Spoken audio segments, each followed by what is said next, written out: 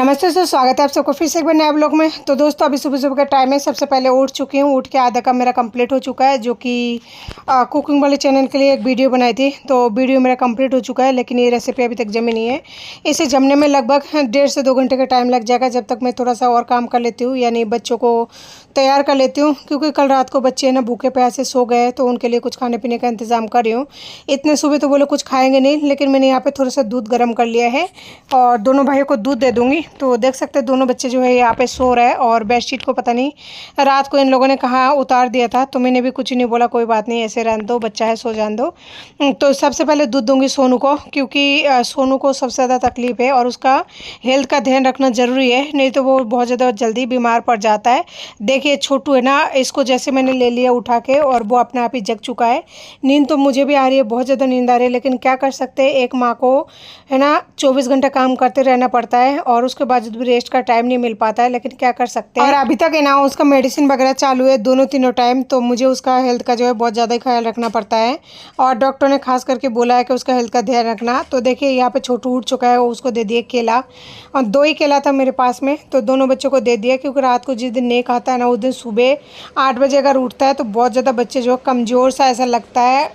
और ये जिस दिन नहीं खाता है मैं उसी दिन देती हूँ दूध और केला, बाकी जिस दिन खा के सोता है उस दिन नहीं देती हूँ। और कल रात को यानी कि शाम को मैं जो है आधी किलो दूध लेके आई थी, तो आधी किलो दूध को गर्म करके रख दिया था कि अगर वो लोग खाना नहीं खाएंगे तो मैं सुबह पिला दूँगी। तो वही मैं सुबह पिला रही हूँ। तो सोनू तो मतलब दूध और केला खा पी के सो गया है। अब आती है छोटू की बारी। तो छोटू तो पूरी तरह से जग जाता है और वो आसानी से पी लेता है। छोटू को पिलाने और खिलाने में कोई दिक्कत नहीं होती। तो फाइनली देखिए छोटू का भी यहाँ पे दूध पीना जो है कंप्लीट हो चुका है, और अभी जो है 4:30 बज रही है। दूध वगैरह पीने के बाद में मैंने उस रूम का लाइट ऑफ कर दिया था। फाइनली जो है बच्चे सो चुके हैं। देख सकते हैं 4 बजे कितना ज़्यादा अंधेरा रहता है, लेकिन काम जो करना है, अगर मैं सुबह शुरुआत से चालू करती हूँ ना काम करना, तभी जाके जो है दिन में बैलेंस बन पाता है, नहीं तो बहुत ज़्यादा मुश्किल हो जाती है। जबकि जो है आज सोनू का स्कूल नहीं है, तो मैंने वहाँ पे लाइट तो ऑफ कर दिया है, लेकिन गर्मी की वजह से ना बच्चे उठ सकते हैं। कूलर का पानी ख़त्म हो चुका है, इस टाइम नल तो आया नहीं है। और रात को जो है मैं यहाँ पे रस्सी छोड़ दी थी कपड़े वगैरह सुखा के, तो सबसे पहले उस रस्सी को हटा दिया, क्योंकि उस रस्सी है ना कूलर के साथ में बांध के और इस रेलिंग के साथ में बांध के कपड़े सुखाई थी, तो उसको सबसे पहले हटाए, नहीं तो कूलर का जो वो होता है ना घास वाला जो विंडो बोलता है, क्या बोलता है, वो नहीं खोल सकती थी। और घास भी ख़राब हो रहा है, पर इस साल तो नहीं लाऊंगी, अगले साल ले आऊँगी। तो नल में से पानी भर के डाल रही हूँ। वैसे नल में से मैं डालती नहीं हूँ, इसलिए डाल रही हूँ क्योंकि नीचे बिल्कुल बाल्टी में टप में पानी नहीं है, और जब तक 6 बजेंगे, जब तक पानी आएगा तब तक बहुत देर हो जाएगा। अगर इस टाइम बच्चे जग जाएंगे ना, बहुत ज़्यादा परेशान करेंगे, कोई भी काम नहीं करने देंगे। और मुझे जो है ढेर सारे काम करनी है, और आज जल्दी उठी थी ना, तो हो सके तो 8 बजे तक काम करके कंप्लीट कर लूँगी, जो भी है रोटी सब्जी बनाने का जितना भी काम होता है मॉर्निंग का। तो जी कूलर में पानी जो है भरना बिल्कुल कंप्लीट हो चुका था। इसमें ज़्यादा नहीं 2 बाल्टी पानी चाहिए था, लेकिन छोटी बाल्टी ने, इसलिए बहुत सारा बाल्टी देखने में लग रहा होगा।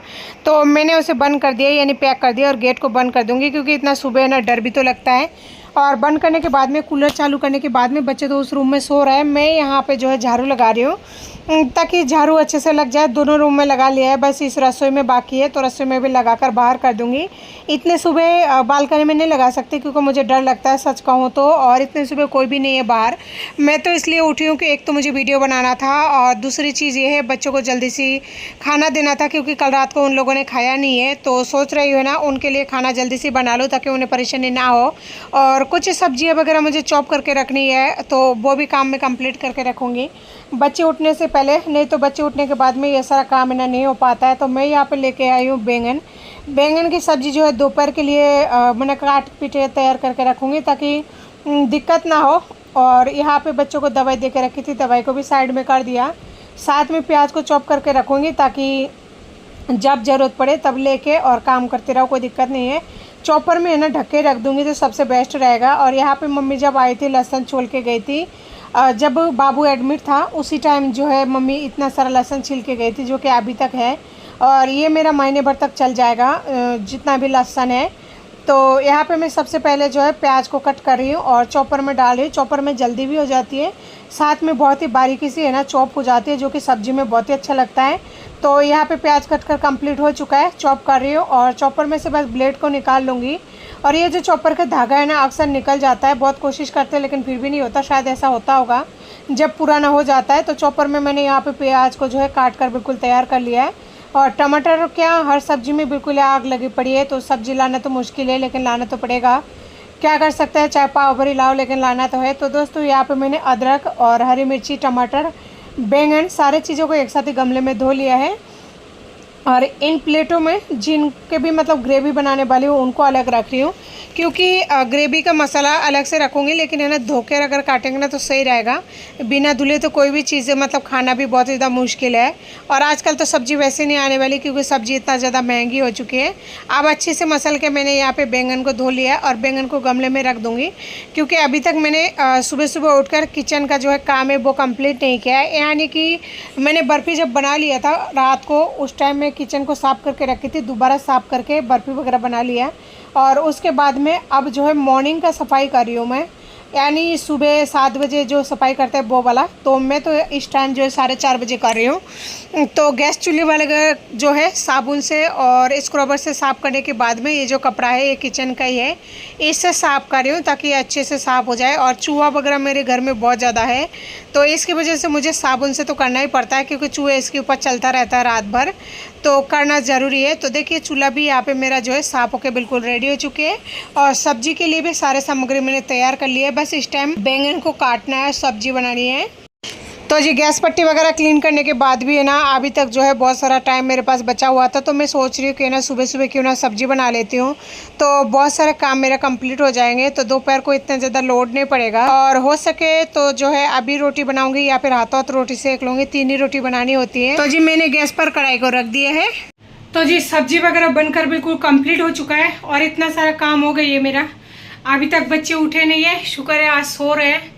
तो सोच सकते हैं कि मैं कितना जल्दी उठी हूँ, दिखा देती हूँ एक बार आपको, है ना। वैसे तो मैंने सब कुछ कंप्लीट करके ढक दिया है, क्योंकि मुझे जाना है उस रूम में और करना है इस टाइम वीडियो एडिटिंग, वो भी बच्चे उठने से पहले। देख सकते हैं गर्मी कितना ज़्यादा हो रही है। गर्मी शायद इतना ज़्यादा नहीं हो रहा होगा, लेकिन है ना वो जो मेडिसिन वगैरह मैं लेती हूँ ना उसकी वजह से शायद मुझे इतना ज़्यादा पसीना, या फिर बोलते हैं ना दवाई लेने के बाद में गर्मी ज़्यादा हो जाती है, तो शायद वो हो रहा होगा। और मुझे बोला था डॉक्टर ने कि ना आप दवाई लेने के बाद में 1 गिलास दूध ले लेना जिस टाइम दवाई लो, लेकिन दूध मैं कहाँ से लूँ जब मैं अपने खुद के बच्चे को, जिगर के टुकड़े को मतलब दूध नहीं पिला पाती हूँ, दोनों को 1 कप, तो फिर माँ अपने लिए 1 गिलास दूध कैसे पी सकती है। बस वजह यही है, दूध वगैरह नहीं लेती हूँ, तो ये उसी की वजह से शायद देख सकते हैं बहुत बुरी हालत हो रही है। और शरीर का क्या हालत है वो तो देखिए, टी शर्ट वगैरह हर तरह से गीला हो चुकी है। देखिए इस जगह का हालत देखिए कितने बुरे मतलब गीले हो रखा है। तो कोई नहीं जी, गीले तो होते रहते, वैसे भी नहाते हैं उस टाइम गीले होने के लिए, कोई दिक्कत नहीं। दिखा देती हूँ एक बार आपको कितना काम कर लिया है। बस इतना है कि जब तक बच्चे उठेंगे ना उन्हें नाश्ता जल्दी मिल जाएगा। सारे बर्तन वगैरह देखिए मैंने यहाँ पे नीचे रख दिया है। सोनू को बहुत अच्छा लगता है इडली सांभर, तो उसके लिए मैंने यहाँ पे मतलब मिश्रण जो है तैयार कर लिया है। यहाँ पे है मिश्रण में सूजी और दही मिक्स कर लिया है। इसे फूलने में लगभग 15 मिनट का समय लगेगा, तो इसे मैंने फूलने के लिए रख दिया और पत्थर रख दिया ताकि इसे चूहा है ना गिराए। तो ये तो हो गया है मेरा इडली की तैयारी। साथ में यहाँ पे बन गया सब्जी, तो सब्जी को भी है ना इस तरह ढक कर रखी हूँ पत्थर से, क्योंकि चूहा ना मुँह दे। तो देखिए ये है बैंगन की सब्जी, देखने से तो बहुत अच्छा लग रहा है।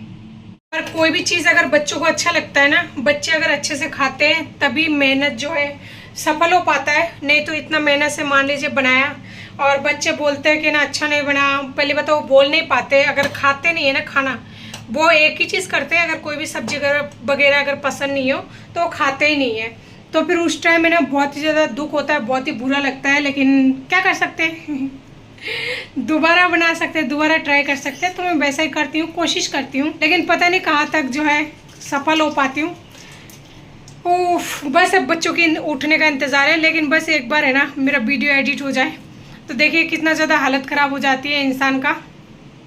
कोई नहीं, सभी ऐसा कहते हैं, कभी ना कभी अच्छे दिन आएंगे। तो आप लोगों की बातों पर मुझे ज़रूर यकीन है, भगवान करे ऐसा एक दिन आए जहाँ पर मैं अपने बच्चों के साथ सूख का 2 रोटी खा पाऊँ। और सारे इस टाइम जो मेंटल हेल्थ का मेरा कंडीशन है, वो थोड़ा सही हो जाए। मुझे इससे ज़्यादा और भगवान से कुछ नहीं चाहिए। वो मेरा और मेरी परिवार का, यानी मेरा छोटा सा परिवार जिसमें मेरा 2 बच्चे हैं और मैं हूँ, हेल्थ सही रखे, और इससे ज़्यादा मुझे कुछ भी नहीं चाहिए। यहाँ पे मेरा जो मोबाइल है वो हो चुका है चार्ज फुल, और मेरा है ना मोबाइल टूट चुका है। पता है, एक मोबाइल लाना इस टाइम बहुत ज़्यादा ज़रूरी है, क्योंकि ये जो मोबाइल है पूरी तरह से टूट चुका है। इससे वीडियो है ना बनती नहीं है, बहुत ही मतलब ख़राब हो चुका है।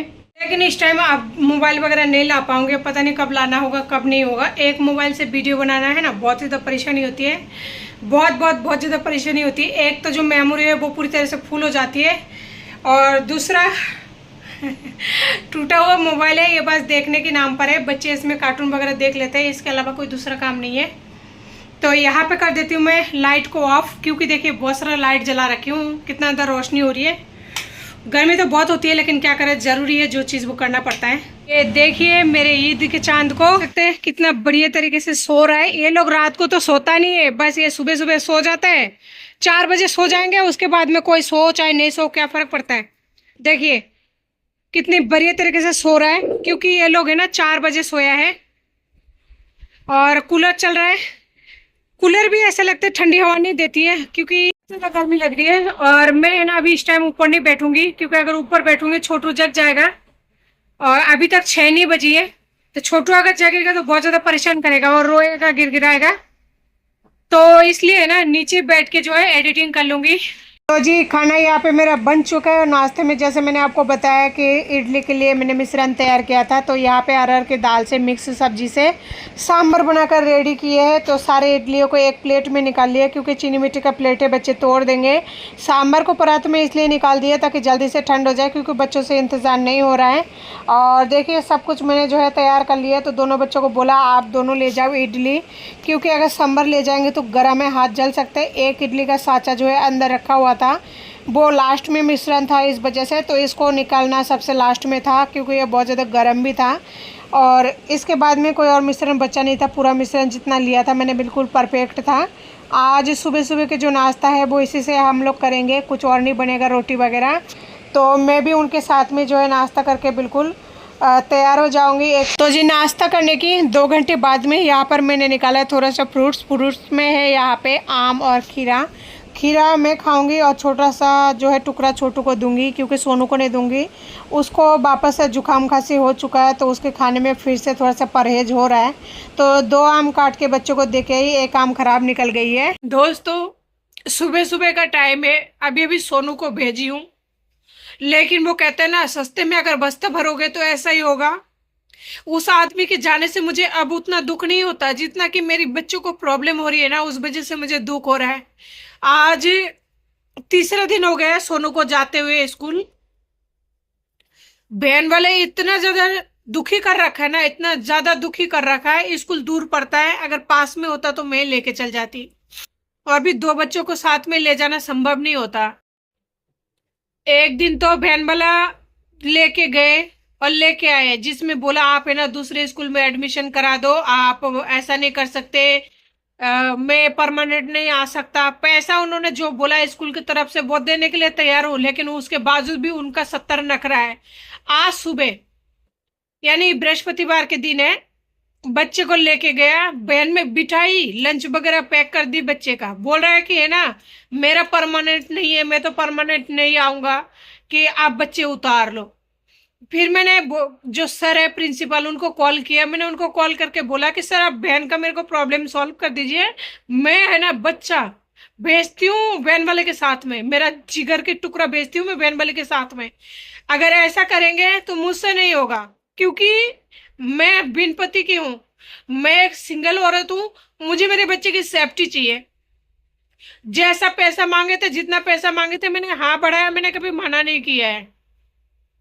उसके बावजूद भी इस तरह की बर्ताव, ऐसा बर्ताव कि मैं परमानेंट नहीं आऊंगा, आप बच्चे को किसी और स्कूल में कर दो, तो वो मुझे क्यों सजेस्ट कर रहा है कि आपको ये करना है, ये नहीं है, ये नहीं है।